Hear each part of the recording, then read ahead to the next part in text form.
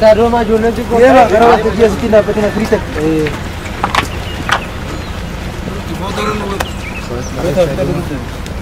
Kasih. Dia mana?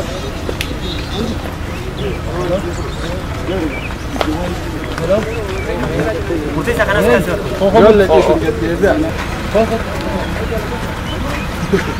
Sena. Khas.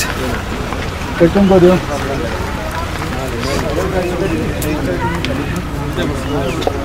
Aziz go.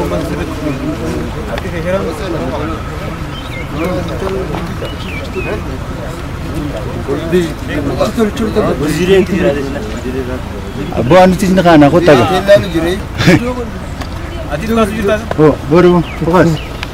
Soga bumba biaya nak kota orang asing tapi kota Kenya dan beda kan berbagai dalam kisah asing ajau familia ada pulang dari sana asing tu orang ini kan kisah kan juga satu dapat yang sosial media membuat perkara ini karena sains boleh kita teruskan saya Tegal Oromia keessatti fi akkasumatti mana hidhaa keessatti illee akkasumatti wareega qaqqaalee kafalaadhaa as gahame bakka kana dhaabbanne yeroo dubbannutti dhiiga isaaniitiin lafa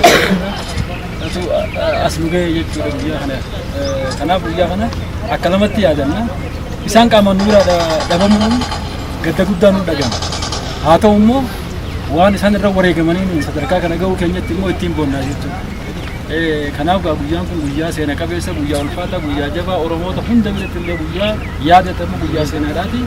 Kanaaf nus kana yaadanne waan dabre qofa walitti kakaafneeti yaadachuu osoo hin ta'in waan isaan walirra wareegaman san galmaan ga'uu danda'udha jechuudha. Jabinni keenya kana qeeroon keenya wal qabattee jaaramee isaa jabeeffachuudhaan osoo niitii fedhii dhuunfaa adda addaatiin hin bitamne waan isaan irratti kana ta'an kana galmaan ga'uun barbaachisaadha jechuudha. Dirqama keenyaas dirqama seenaa dhalootaati. Seenaa namni namaaf hin tolchu abbaatti tolfata. Seenaa gaarii akka isaan galmeessanii dabran kana galmeessuu qabna jechuudha. Ulfaattuu du'a ulfaattuudha wareegaman. Du'a ulfaattuu akka gaaraati isaan irratti wareegaman. Kanaaf isaan seenaa hojjetanii dabranii warra seenaa hojjetanis Rabbiin waa godhu isaanii waa godhu seenaa isaanii galatooma gaafa fayyaatee hangana waliin jedhamta. Galatooma.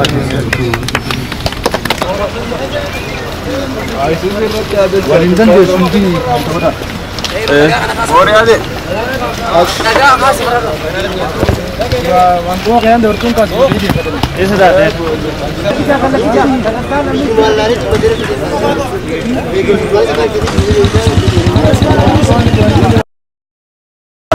Akhirnya namanya lagi sendiri.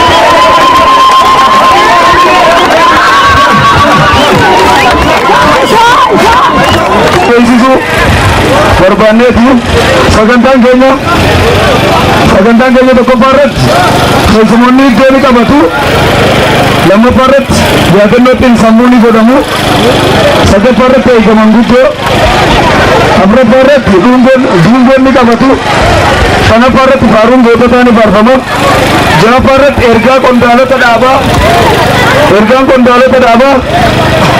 ni kodama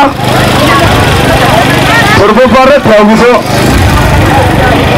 haguso obonachu ni jirti saddeta paret walalo jira sagla paret gerarsa kurna paret agarsiisa sporti akkasitti hamilee guddaan akka nusimattan isin affeerraa akkuma gaa akkuma kaa jalqaba irratti jenne sangaa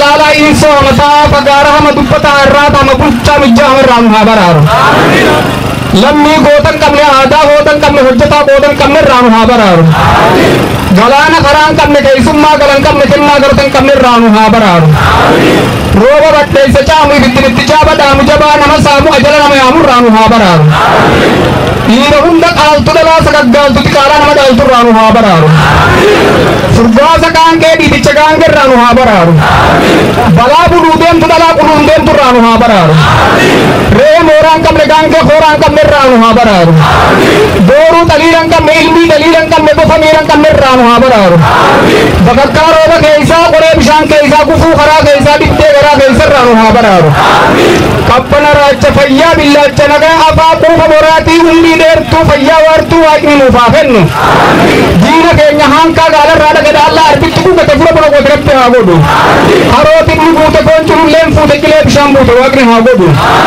burana batte isa jab fe bishan ke isa le war se isa ha godu maka arpa humna lencha onne ke rensa aidi yedallo milika ille isa gamta kan ni sarab tu faken sagale taracha irke taracha rab tu faken gufu magang gufulla maga waram to magan dina kenye bitta hadam si jahajam sofan hasamsu gadar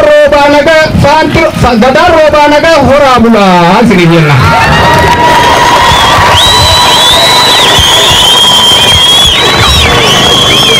ega abba gammachi sabire poito sanudisa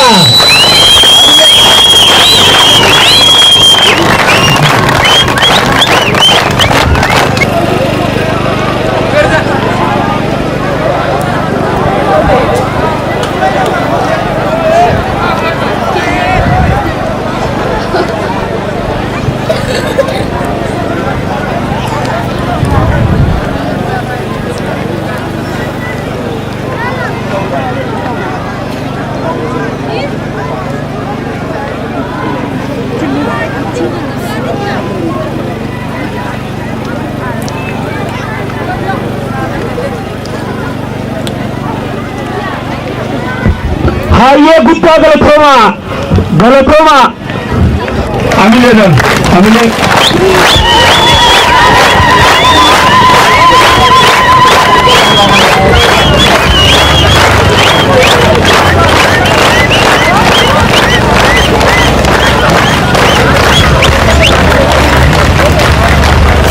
amile tole akka boltan hajala rabso hamma kana na fudate asabo dare deebita kiyya isa dhoytan wali galle tole hedduu nama gammachiiftanii hedduu babbareeddanii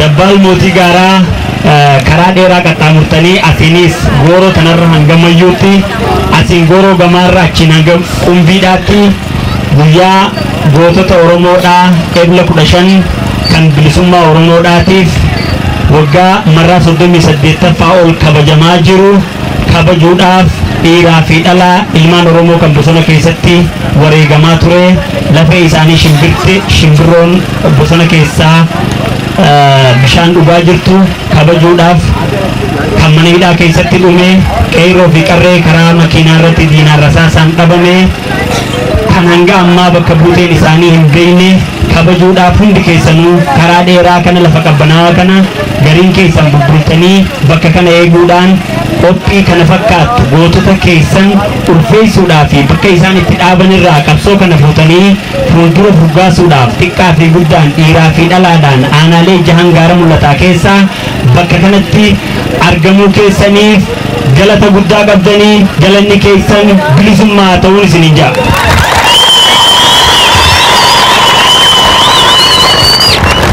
kanatti aansee guyyaan kun guyyaa gootaa waan ta'eef faaruu gootota wareegamanii kan isaan yeroo lubbuun keessaa bahuu deemtu sana dhaammatan jecha sana isinii dubbisee anaa wajjiin bakka jiru jettanii isa san jennee sana booda immoo sagantaa itti aanu wal duraa duubaan itti bufnu akkanaa miree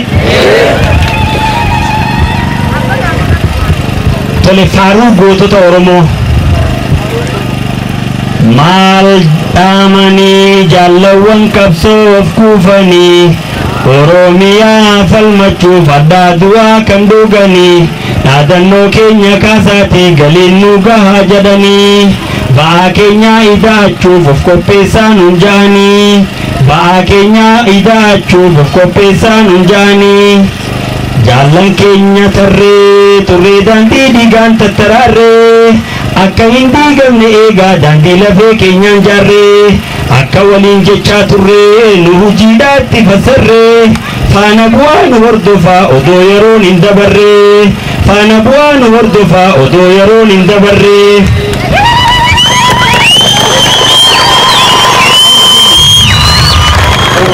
Dirqama keenya guutuudhaaf gammachuudhaan gargar baane bakkaan gahuudhaaf ammoo gatii lubbuu gaafatamne bakka itti dhaabbanne irraa akka itti fuftan isinitti haammanne kanaaf osoo hin deebiin akka bobbaan itti hafne kanaaf osoo hin deebiin akka bobbaan itti hafne.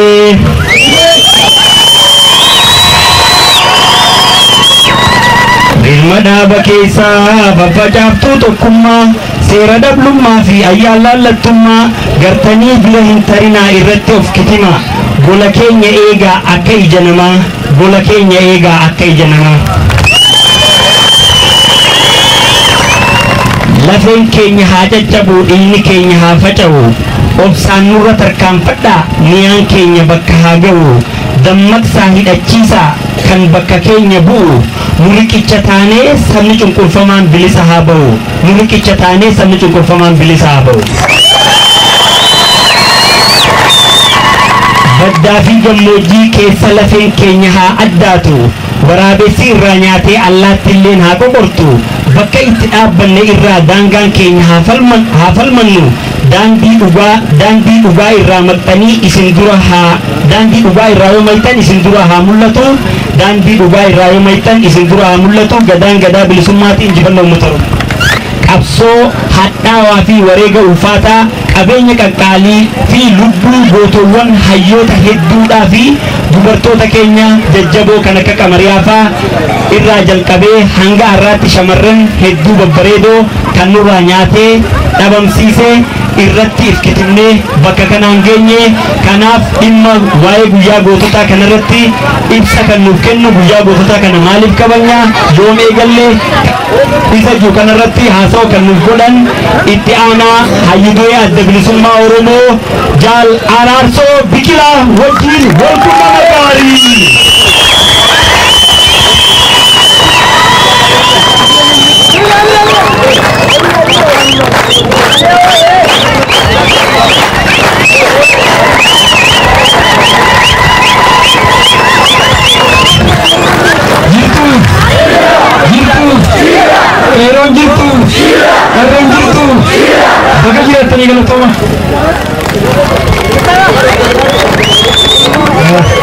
kabajamoota abbootii gadaaf abbootii amantii kabajamoota qeeroof qarree kabajamoota hoggolootaaf miseensota abaa'oo walumaa galatti keessumoota fagoo fi dheeroo dhuftan hundi keessanuu baga guyyaa gootota eebila 15/2019tiin isin ga'ee walumaanis keenyan isinin jira.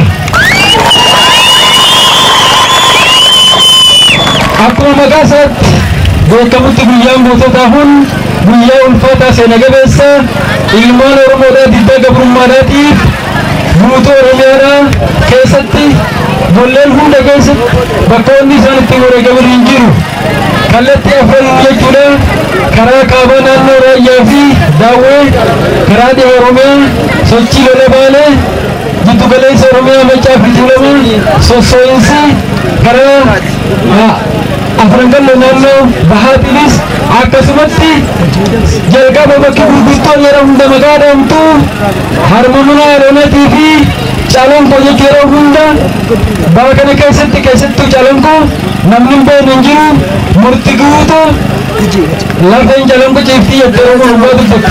Kun hundinuu maali diddaa gabrummaatii fi uummata Oromoodhaa kabajaatti uwwisuudhaaf ulfina uwwisuudhaaf eenyummaan isaa akka jiraatetti fufu taasisuudhaaf kun hundinuu bareegamanii jechuudha. Kanaaf kan hunda walitti qabneeti falmaa waggaa 150 kana keessatti guyyaa kana yaadannaa jechuudha. Kanaaf addi bilisummaa Oromoodhaa guyyaa kana akkamitti jalqabe? Seenaa isaatirraa maaltu jira? Kana hanga tokko ka beeku yaadachiisuudhaaf isan beekne immoo akka beekuuf waan gabaabaa asirratti tuquu barbaada jechuudha. Gootonni keenya ilmaan Oromoodhaa diddaa gabrummaadhaatiif yeroo itti isaan caajanii harka maratanii gabrummaadhaaf tolayanii mataa gadi qabatanii ciisan tokkollee hin turre jechuudha. Haa ta'u malee eega bilisummaa Oromoo ijaarames wareegama gaggaarii hedduu kafallee as geenye. Har'aan tana guyyaa kana yeroo yaadannu akka namatti yaadannu tokko isaan qaamaan nu biraa dhabuun isaanitti gadda guddaa ture dhagahama. Haa ta'u malee wareegama isaaniitiin qabsoon ta'e sadarkaa kana gahuudhatti gootota akkasii qabaachuu keenyatti ittiin boonnaa jechuudha. Kanaaf guyyaan kun akka lamaan kanatti ilaallaa jechuudha. Keessaafuudha guyyaa goototaa kun akkamitti jalqabe yoo jennu ilmaan Oromoodhaa kanneen sabboonummaan Oromummaatti bule midhaan dura bilchaate shimbirroota nyaataa itti Oromoo yeroo maafnaftu. Kanaaf hoogganoota dhaaba kanaatiitu guyyaa kana irra 15 kana wareegame. Nama tokkoof lama osoo hin tahin nama 10 kan gahuutu dirqama fudhatanii osoo gara biyya Somaaliyaa deemanitti shiftoota Soomaaliyaatiin qabamanii 1980 wareegaman jechuudha. Kana gaaddi bilisummaa Oromoodhaa waan kana taa'ee ilaalee guyyaan kun akkaataatti ta'u murteesse jechuudha. Isaan kun eenyufaadha? Namoota akkamii? Isaan kurnan kun jennee olaallu hayyutura yeroo sanii itti aanaa osoo nafin jechuudha kan hunda dabalateeti. Hayyutura yeroo sanii Jaal Magarsaa Barii itti aanaan hayyuture Jaal Gadaa Gammadaa akkasumatti sadeessaan Jaal Abboomaa Mitikkuu afreessaan Jaal Doorii Barihamoo afreessaan Umar Yookaan caccabsaadhaa Umar Ismaa'il Galmoodhaati dhalootaanis gaara mul'ataatiin ni beeka. Akkasumatti shanees Jalfaan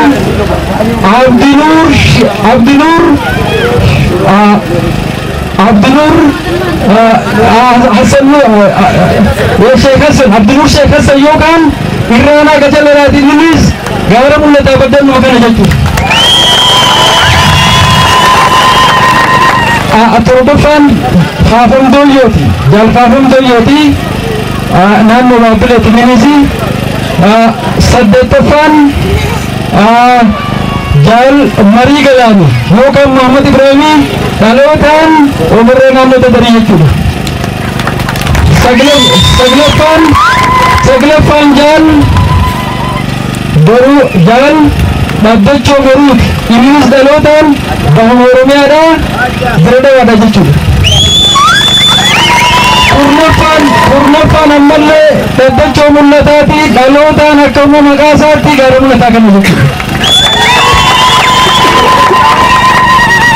Hoogganoota beekamoodhaa fi gootota ajajoota waraanaa jajjaboo dirqamaaf karaa deeman guyyaa kana isaan akkasii kana bakka tokkotti dhabne. Kanaaf guyyaan kun akka guyyaa goototaatti dhaaba keenya keessatti akka yaadatamu hoogganni walgahii guddaa yookaan bal'aa taasisan 1984tti murtaa'e jechuudha kun. Hoggaa 35 irraan jechuudha. Kan inni yaadatamu ittiin jalqabe 1985 hoggaa 34 irraan bilaa jechuudha. Achirraa eegaluudhaan gara itti fufee duraan dhaabuma keessatti yaadannoon kun taasifama.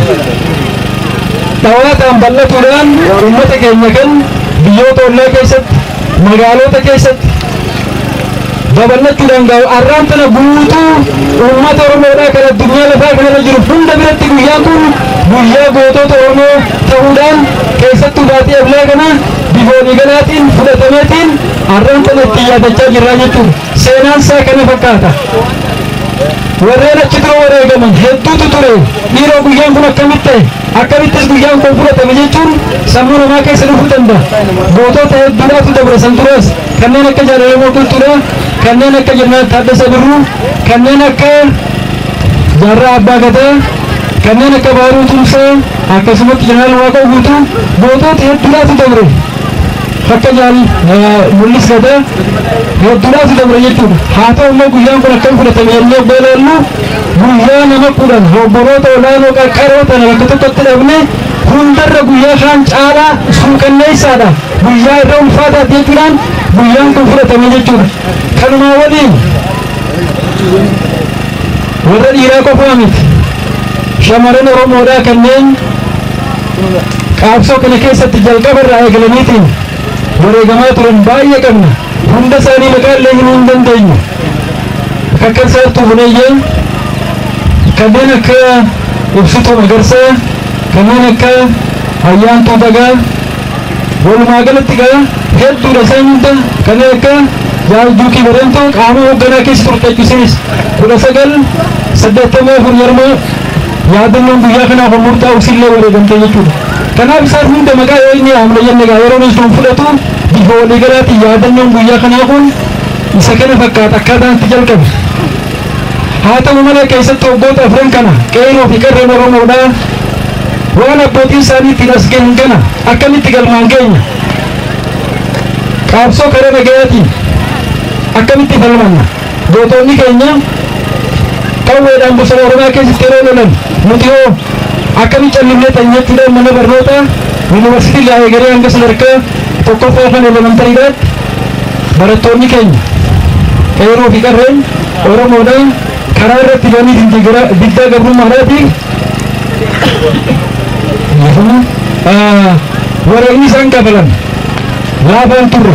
Kanaaf waggaa afran kana keessa kaabaa kibba bahaa dhiha osoo hin jiin tokkummaa uummata Oromoodhaa guututti agarsiisuudhaan qeerroo fi qarreen Oromoodhaa isfaaltii irratti ba'anii dabtaraa fi qalama qabataniitiin walumaa galatti tokkummaadhaan nuti ammaan booda gateetiitti gabrummaa baadhannu hin jiru jechuudhaan hanga maayyiitti falmanii nuufii har'aan tinasifa kanaahu qabsoo isaan gaggeessine wareega qaqqaalii isaan baasaniin as dhufnee isin gidduutti guyyaa kana fayyaatachuu dandeenya jechuudha.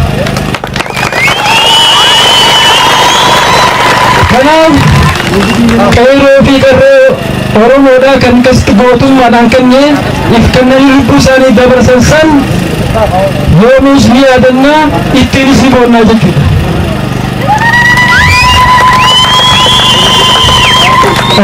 Amni qabsoodhaan malleen xumuramne. Kanaaf bifa waliigalaatiin qeerroo fi qarreen keenya yeroo isaan isfaaltii irratti bahanii sosso'an bosona Oromiyaatiifis bosona Oromiyaa keessaas waraanni bilisummaa Oromoo sosso'aati ture. Kallattii afranii bakka adda addaatti bakki waraanni bilisummaa Oromootis illee hin jiru. Jijjiirama irra mul'ate kana waan amma dhufe kana uummanni Oromoodhaa keessa alaan harka wal qabatuudhaan namoota hanga dandeessisaatti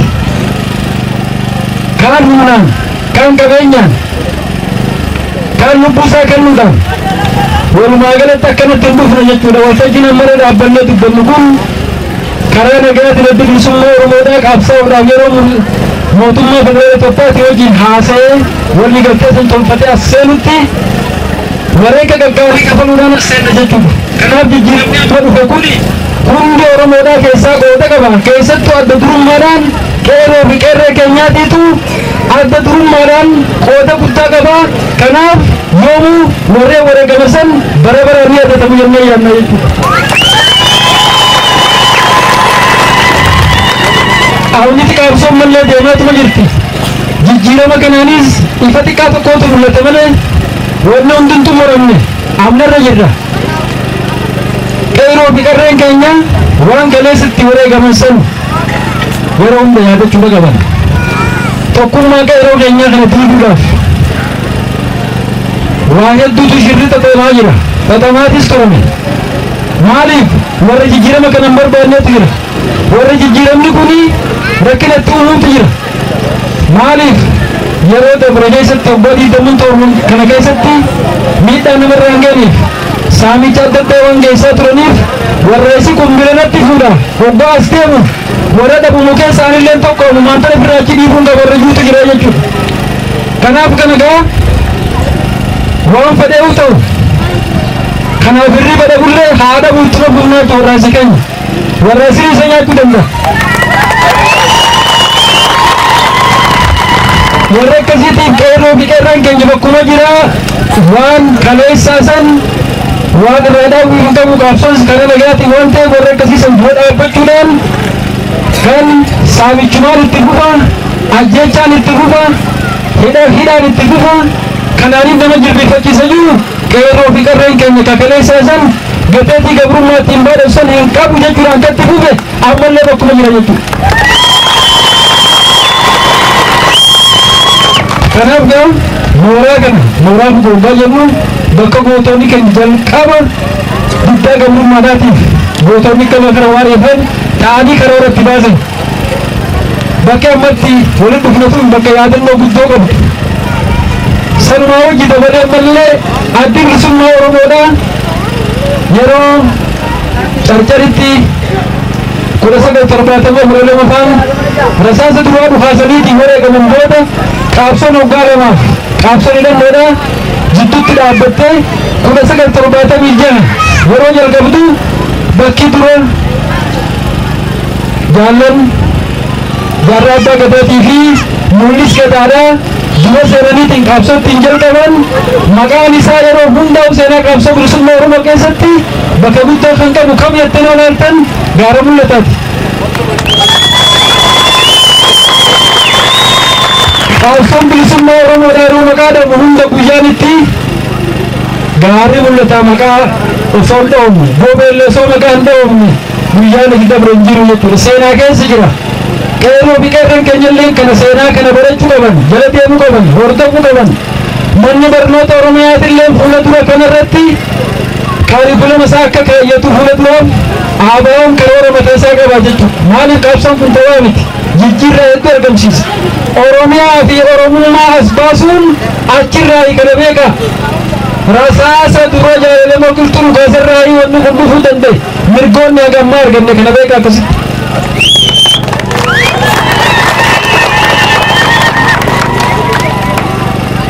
Kanaaf gaa waan dabre yaadachuun waan keessa jiru akka beeknu nu gargaara jechuudha.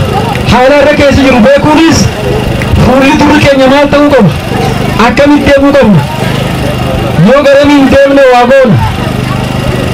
Kanaaf nu gargaara jechuudha sammuu keessatti. Maaliif warri ammaan dura waan gurguddaa duratti hojjetanii gabroomsan qaban gaafa jalqaba nu gabroomsan yeroo bakar wareefaa wareegaman sanii gabrummaa irratti Oromoon kun waan nurra hojjetan qaban saniis maali ka dura Oromoo wallaalummaatti qabu lammaffaan tokkummaan Oromoo akka diigamu gartanii sadeessaan ammoo hiyyummaadha akka Oromoon hiyyummaatti ta'u afreen isaan kami nu sodaachisuudhaa fi nu bulchuudhaa jechuudha. Arraan kan Oromoon san hundaa'u afran kan hundaa'u cabsa bira kutee jira jechuudha.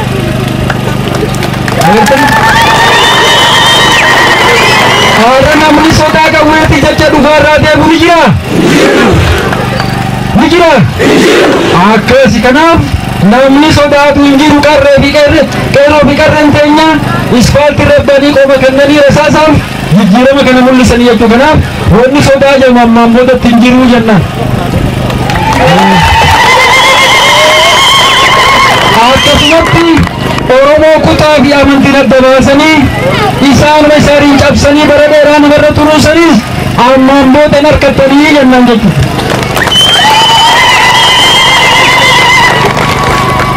Akka Oromoon umaan baranna wallaalatti hafaniitiin achumatti gabrummaaf duuba shireessanii akka isaan galabbulamu warreen barbaadan ammaan booda Oromoon karooree jira baratee jira ittis jira wallaalummaadhaan wanni duuba deemu tokko illee hin jiru.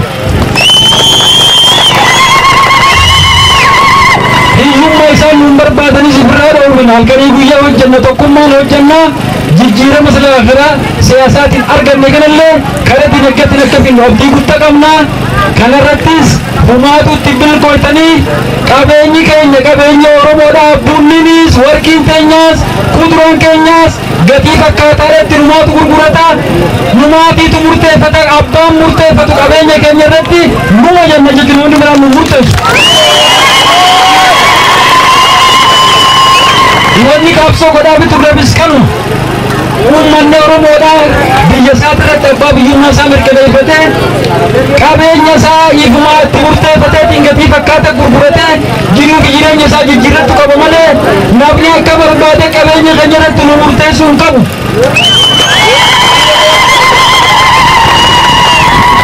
Tokkummaa dhabuu keenyaa fi kadeema hundinuu kara deemaan hundinuu nu gobroonfatee amma ammoo deebitti hin dhiifnuu jechuudha. Kanaaf wanni walitti dhaammannu bifa waliigalaatiin Oromoon sablammoota hundaafuu kabajaa qaba. Kaleessallee nu kasiirachaa ture. Ollaa keenyallee kabajaa turre.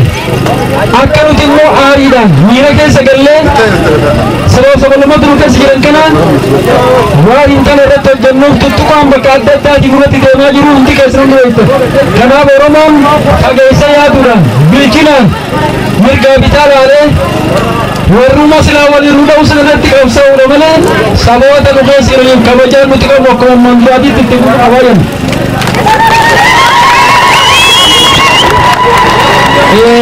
Waan tuttuqaa jedhamu keessaa lamaan tuquu barbaada. Tokkoffaan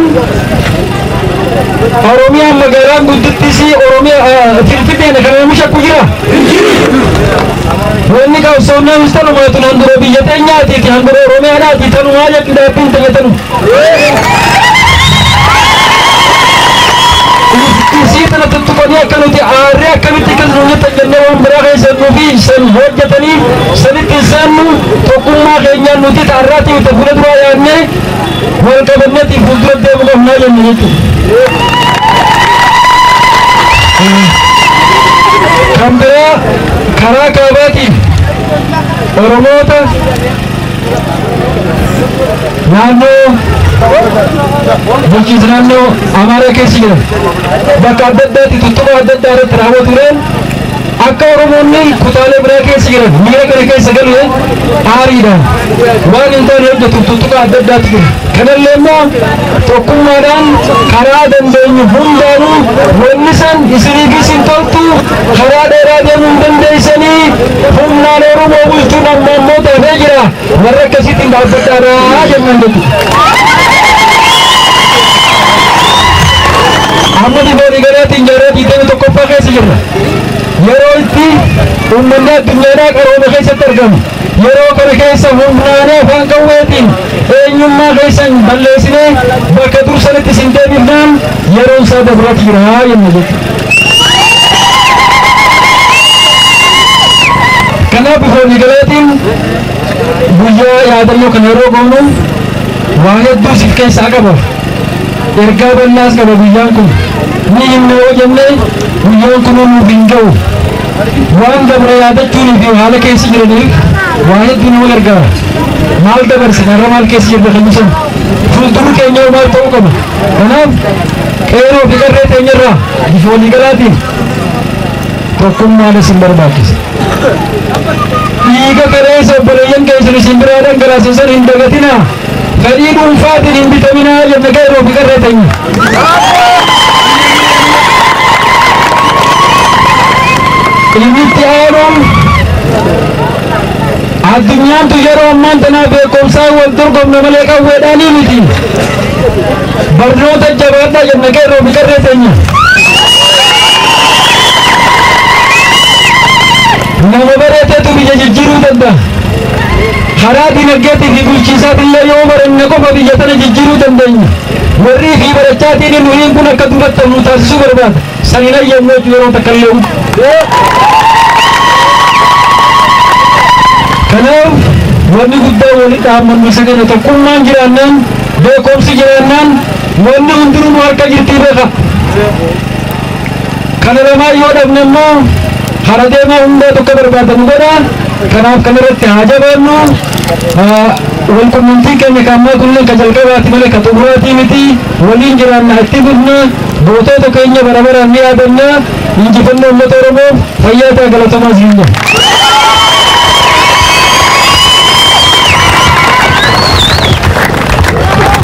Hayyada hayyuduree ijaana ati bilisummaa Oromoo jaalalaa sun biqilaa guddaa galatamannaa yaamneen.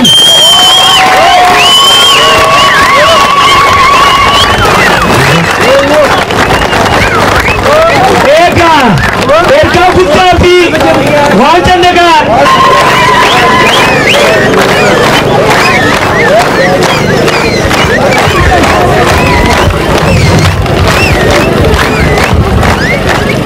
Tolega gari yeronis yeron tenyas yero qabnuttis ni qusannas yeroo tenyas ni qusanna carraa jaallan hedduutis nu afatanii waan ta'eef gaggabaabseet waan xiqqisho isinif dabarsa dhaamsa gariin namni haa qabdu tokko yookaan ergaa naa dabarsi jetteetu jira jechuudha.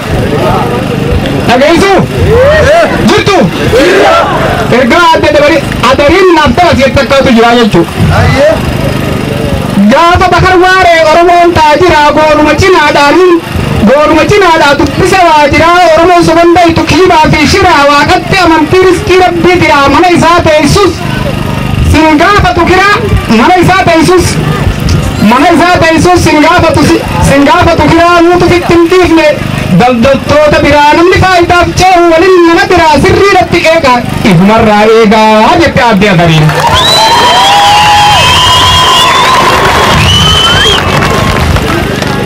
Gaafa bakar waaree bineensi gadaan bullee nurraa ugguranii isaa fi culullee seenaan gootaan badu tutturee bulullee.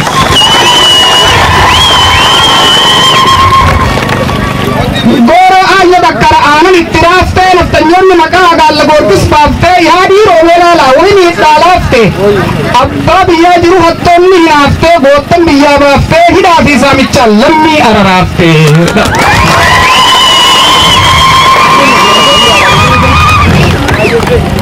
Oromoon tokko taanee harka wal qabannee kutaa fi amantiin kan waliin hamannee dhufne as qabannee caayaa bakar waaree jalatti taphannee caayaa bakar waaree jalatti taphannee. Gaara duubaan korree dabbaal gubbaa marree gadi buune qarree galanni kan waaqaa ijaanuu wal garree caayaa bakar waaree jalatti wal barree caayaa bakar waaree jalatti wal barree. Dhaamsa adariin naa dabarsi jettee isa kanaa jechuudha. Tolega gaggoota mul'iftuu naadhaaf hoodaa guddaa qabdi qooda. Dhaadattuun dirree lolaa naanne dhiira booda. Dhaadattuun dirree lolaa naanne dhiira booda. Shamarran Oromoodhaa bariisee fi kuulanii dhiiraa waliin duulanii diina goonni kuffise hidhannoorraa guuranii diina goonni kuffise hidhannoorraa guuranii. Shamarran Oromoodhaa martuu mootiin sakaaltii ililbeesi dabaaltii ililchaadha lolchiisuu aayiyyoo sirraa dhaaltii. Ililbeen dubra keenyaa fiiskaalullaati caaltii dhalaan dhaadattee loltee onneen gootaani aartii lullallee ni gargaartii dhalaan teenya gootota hin jennuun nuti jaartii aartee teenya gootota yaa jennuun nuti jaartii. Shamarran Oromoota aartee murtii sabbataa diina dhagaan darbataa doofaan garaa qarbataa walii yaannee gabbataa doofaan garaa qarbataa walii yaannee gabbataa. Tolegaa yoo carraan naa fayyadee guddaa ta'e adariin teenya ni beektan dhaamsa guddaa qabdi gootota wajjis hedduu qunnamtii qabdi ittiin sinii fufaa adariin tuni adariin isii tana kuno isii tana gootota wajjiin qabsoon irra turtee jechuudha. Goototaan yeroo gootan rakkatee waan ergatu dhabutti anaa jira isii fi ergama jettee. Goonni keenyas maal jeen? Adari Ziner gachuu fedhe arroof naa qabi Oromiyaa bal'oo hunda keessa bi hayyoottan Oromoo manguddoo waliin qabi ergaa togeessii fi deebinaan dhaqqabi ergaa togeessii fi deebinaan dhaqqabi. Agarinis goblaaniin bararaanii lallee naafadhu karaan dhuftu malee ajajan kaafadhu nu ajaja qabnaa deewwanee gaafadhu jetteen. Dubbiin keeysan beeyne mukan nama dirtii dhageetiin gaafadha wanee keeysa jirtii jennaan. Anaas qajeelchaa qalbeeffadhu gurbaa achi deemiin argiltuu guttoo gubbaa jetteen. Achi deemiin argiltuu guttoo gubbaa jennaan amna itti fuftee qiltuu jala dhuftee horiiti kana kaa namni karra banee bakka dhaqan qabuu namni lammii ganee haajameetiin dhufe arroobboowwanee jee gaafata. Ganda keessan dhaqan nama simattanii dura taa'e haajaa suuta himattanii jetteewwaneen. Silaa waan ganamuu fataraawwan nyaadhaa dirqamaan na oofaa haajaa jabtuun baadhaa atariin ergadhaa hayyama naaf laadhaa jeewwanee gaafate jechuudha. Akkatti nu banne dubbumaa dubbifne amma hoggaa dhuftu atariin dubbifne jetteewwaneen. Goblaaniin bararanii lallee naafadhu karaan dhuftu malee ajajan kaafadhu ajaja qabnaa deewwanee gaafadhu naan jettee bara. Duraan goba seete adarii damma ittuu sirritti baratte kanarraa siin mahitu asiyaan ergadhu amma asiin beektu.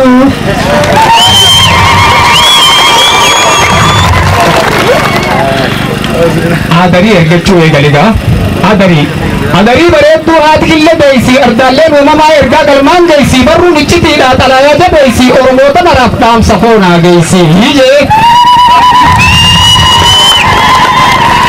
Adariinis yaa mooraa babeellee bishaan meeysaa diinni koorisumaa risaa qotaan beeysaa namaa waliin immoo karaan samii keessa yaa waboo jabaadhaa fuuldurri badheeysaa galgalaas halkanis niin deemaa galgalli addeeysaa barruu as kennadhaa hayyootatiin geeysaa barruu as kennadhaa hayyootatiin geeysaa.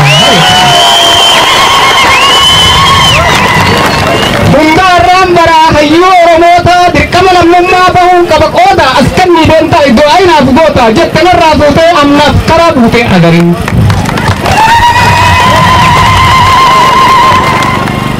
Adarii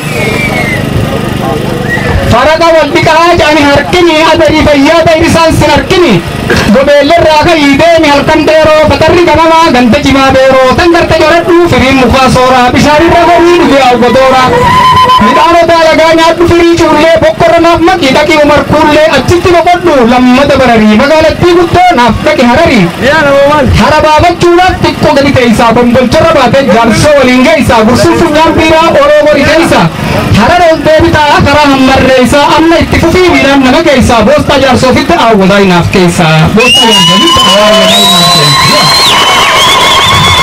Sentee fooddaa bitti cuftee baajaajiinis kaatee amma itti fuftee osoo hin dhaabbatin laga harree dhuftee achitti qabbuutee gandi laga harree dhufee bira guutee ergaa dabarsitee odee isarraa fuuree deebisuu hin dhaqqabnu lubbuu duraan duute hayyootaan furamtii dubbii isin muute jajjabaadhaa jettee Adarii.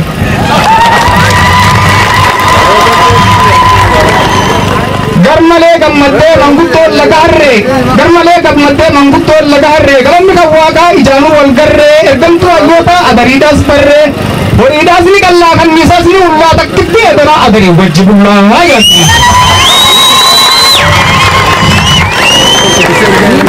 Adarii birraa barii banaa hageessini qaatii nama tokkoof jecha horii qabuun taati. Damma bifaan nyaannaan lubbuu nuna baatee lubbuu sanyiin tanya duruu firee nyaattee yaatee firaa sharran bultuu ta'a qatarran baatii jettee Adarii.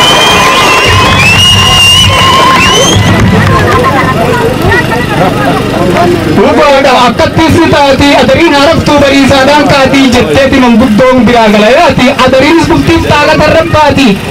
Adarii bulteetuma kaataa hin eeggattu nyaataa qilleensa rabbaataa atuu beekuun dhabdu mirgaa bitaan dhabdu qilleensa badhuu dhaqi harkaa jabdu manguddoota biyyaa hoggaa waliin qabdu baadiyyattii sargiitan dhufuudha qabdu waliin geessu malee haasawan jalqabdu waliin geessu malee haasawan jalqabdu. Ergaa nuuf dabarsanii haala hariiroo yeroo ammaa nuuf mootummaa iddoo jiru asirraa hoo filmaatatti akkamitti deemna kan filmaanni keenya maal fakkaata mootummaa federaalaatti wajjin galmeynee sadarkaan piroosesni galmeen keenyaa eessa akka gahee fi garamitti akka deemuu qabnu hariiroo dhaabota siyaasaa mooraa Oromoo gidduu jiran kan warra cunqurfamaatii fi kan guutulee biyyaalessaa hundaayyuu irratti ibsa kan nuuf kennan jaal Doktor Shuggut Galataatiin asitti affeeraa miseensa shanee gumii adda bilisummaa Oromoo Doktor Shuggut Galataa wajjin wal quunnama gaariin isinin jaa.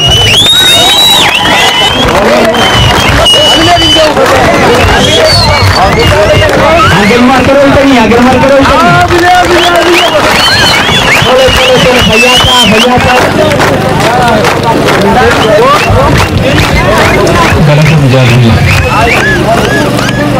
Kabajama Ittaanaa Hayyiduree Adda Bilisummaa Oromoo Jaal Araarsoo Biqilaa kabajamtoota hoogganoota Adda Bilisummaa Oromoo waliigala miseensolii waraana bilisummaa Oromoo deeggartoota miseensota Adda Bilisummaa Oromoo kabajamtoota maanguddootaaf abbootii amantii hawwan qeerroo fi qeerrittii waliigala jiraataa naannoo kanaa ebela 15 bara 2019 wal faana kabajuuf warri asitti argamtan hundi baga naa jiraattan baga wal argineen jedha. Guyyaa har'aa maaliif akka kabajnu yoom akka eegale Ittaanaa Hayyiduree akka gaariitti lafa kaa'anii jira.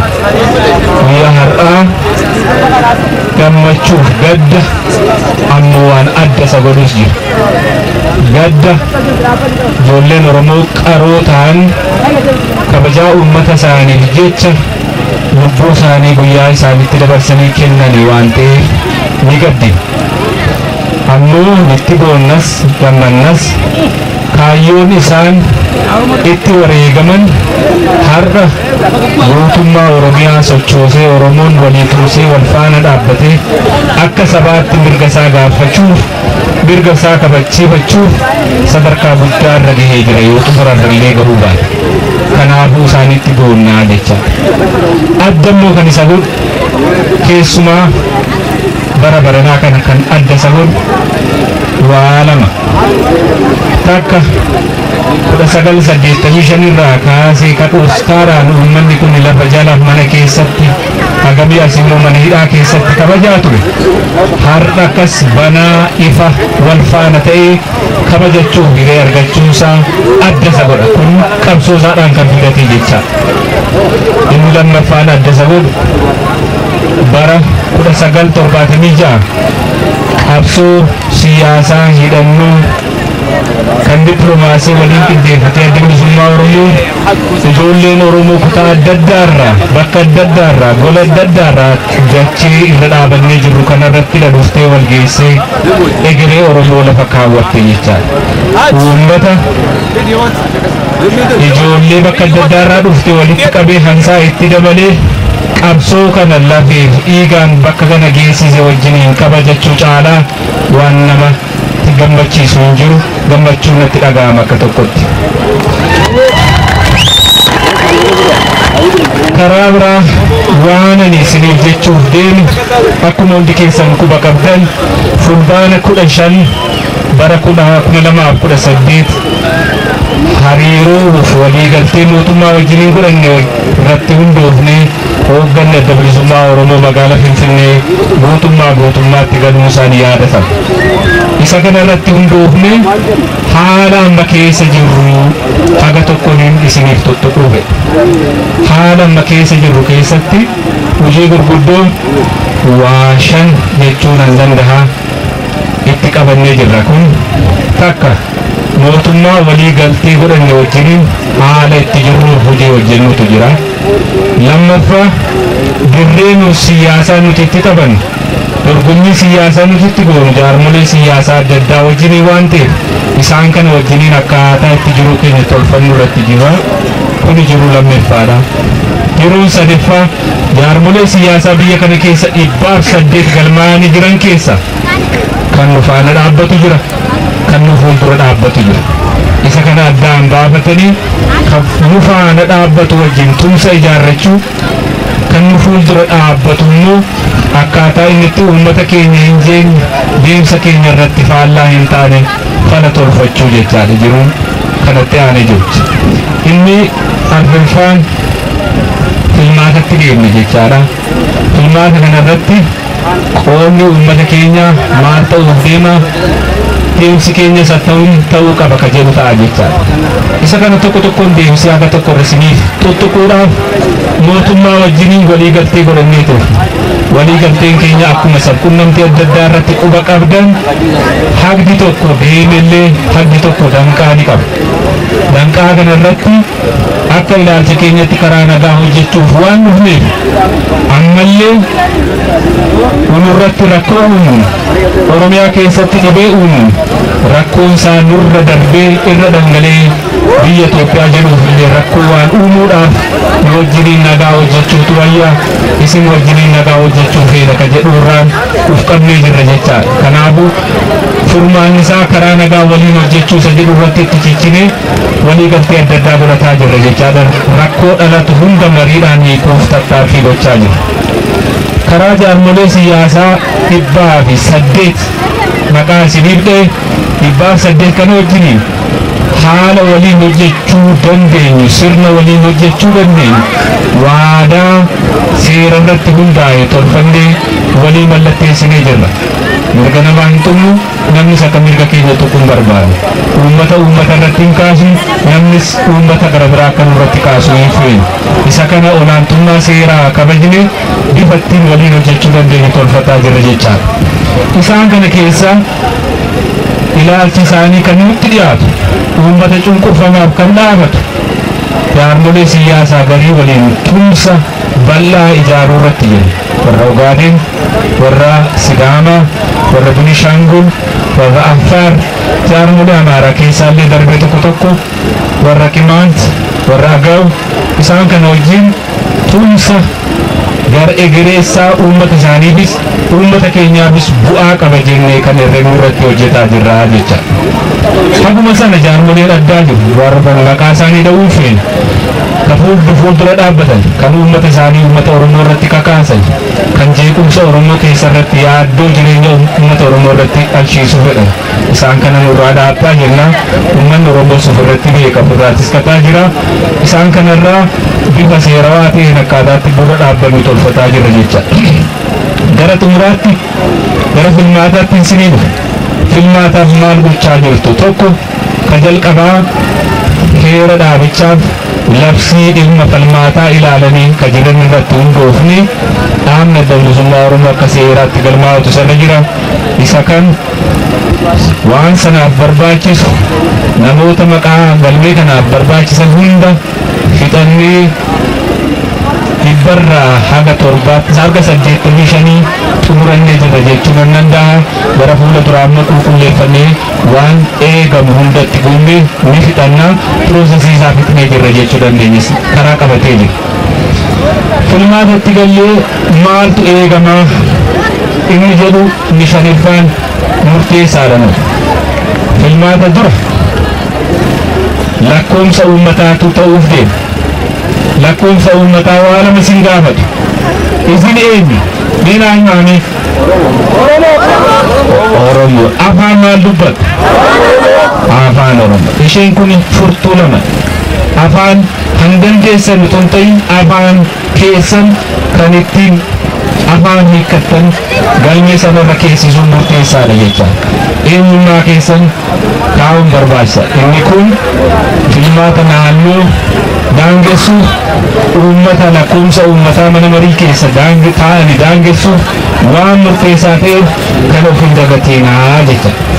Ammoo namni umuriin isaa waggaa 18 ol ta'e namni umuriin isaa waggaa 18 ol ta'e mirga filmaataa waan qabuuf xoorrataaf jettanii waggaa 5 gatiin cabsiinaa ammoo itti san dabaliinaa meequma 18 sana nuu himaa. Inni guddaan garuu filmaatni kun karaa dimokiraasii bifa seerawaan akka inni ta'uttidha tattaafatamaa jira. Seerris labsiin sanaaf ta'aa jira.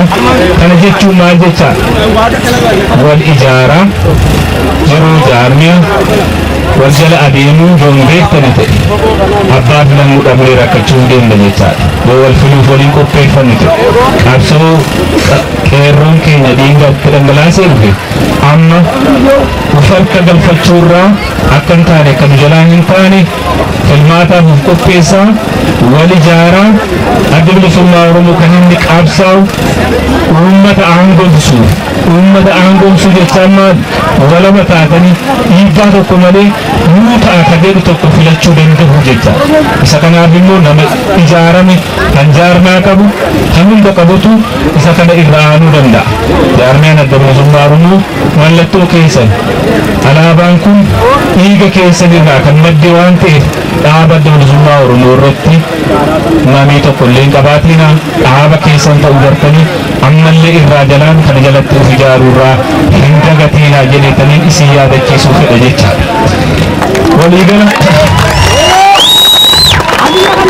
Waliigala fuuldurri keenya ifaadha. Ammoo kan caalu kan nuuf ifuudhaaf qabsoon keenya xumurateera jechuu hin dandeenyu. Qabsoon keenya wareegama barbaachisu nu gaafachuuf illee deemuu ni danda'a. Isa kana keessa ijaaramnee wal faana dhaabbannee waan barbaachisu kafallee kan xumuraa dhaloota walaba ta'e dhaloota mirga guutuu qabutti haala jiru dabarsanii darbuu caalaa waan nama gammachiisu hin jiru. Kanaaf gootota har'aa guyyaa isaanii kan yaadan isa booruu kaayyoo isaanii akka mirkaneessuun nurra jirutti itti gaafatama fudhannee ta'uutu sarra jira. Wal ijaaraa jabaadhaa kallachi keessan adda bilisummaa Oromoodha dhaabni keessan dhaaba adda bilisummaa Oromoodha mallattoo keessanidha dhiiga keessanidha isaaf immoo sagalee keessaniitiin gara fuula duraan faana dhaabbaa wal ijaaraa fayyaanaa ta'an jibannoo uummata Oromoo. Jaajajamuu guyyaa beeksisaa bara baraanaa jiraatu. Tole. Fayyata eegaan sugut galata. Tole akkuma isin